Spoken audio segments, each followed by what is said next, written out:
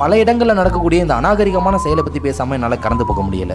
பேருந்து நிலையத்தை தினசரி தொடர்ச்சியாக பயன்படுத்துறவங்களுக்கு கண்டிப்பாகவே தெரிஞ்சிருக்கும் பேருந்து நிலையத்தை தூய்மையாக வச்சுக்க பணியாளர்கள் ஒரு நாள் பூராவே எவ்வளோ கஷ்டப்படுறாங்கன்னு.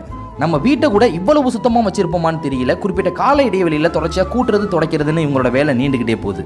இதுக்கு முன்னாடி பழைய பேருந்து நிலையம் இருந்தப்போ கூட அங்கே உள்ள நுழைஞ்சாலே முகம் சுளிக்கிற மாதிரியும் அருவருக்கிற மாதிரியும் தான் இருக்கும். இந்த புது பேருந்து நிலையம் சுத்தமாக இருக்கிறதுனால தான் நம்மளால முகம் சுளிக்காமல் போக முடியுது. இப்போ கூட பேருந்து நிலையத்தில் ஒரு இடத்துல 10 நிமிஷம் நின்று பார்த்தீங்கனாலே தெரியும் கூட்டின இடத்தையே தொடர்ச்சியாக கூட்டிக்கிட்டே இருப்பாங்க. இதுக்கு காரணம் அதுக்குள்ளேயே அங்கே குப்பைங்கிறது சேர்ந்துருது. பேருந்து நிலையத்தை பயன்படுத்துறவங்க அந்த குப்பைங்களை அங்கே இருக்க குப்பை தொட்டியில் போடுறது மூலமாக தூய்மை பணி மேற்கொள்றவங்களோட வேலை பளுவுமே குறைக்கலாம். அதிகாலையில் தொடங்குற இவங்களோட பணிங்கிறது நள்ளிரவு 11 மணி 12 மணி வரைக்குமே தொடருது. நம்ம இருக்கக்கூடிய சின்ன சின்ன முன்னெடுப்புகள்னால பல பேரோட வேலை சுமையுமே குறையும். இன்னைக்கு இந்த விஷயத்தை பற்றி கண்டிப்பாக பேசியே ஆகணும்னு எனக்கு தோணுச்சு. தூய்மை பணியை மேற்கொள்கிற என்னுடைய அம்மாக்கள் அனைவருக்குமே அன்னையர் தின வாழ்த்துக்கள். பணம் சம்பாதிக்கிறதுக்காக மட்டுமே இந்த ஒரு பக்கத்தை நம்ம தொடங்கல. தொடர்ச்சியாக இது மாதிரி சமூக நலன் சார்ந்த விஷயங்களை நம்ம பேச தான் போகிறோம். நம்மளோட பேஜை நீங்கள் ஃபாலோ பண்ணானா கூட பரவாயில்ல. உங்களால் முடிஞ்ச அளவுக்கு இந்த வீடியோ ஷேர் மட்டும் பண்ணிவிட்டு ஒரு விழிப்புணர்வை கொண்டு வாங்க. நமக்கான மாற்றத்தை நம்மளே முன்னெடுப்போம். இது மாதிரி மற்றொரு காணொலியில் சந்திக்கலாம். நன்றி, வணக்கம்.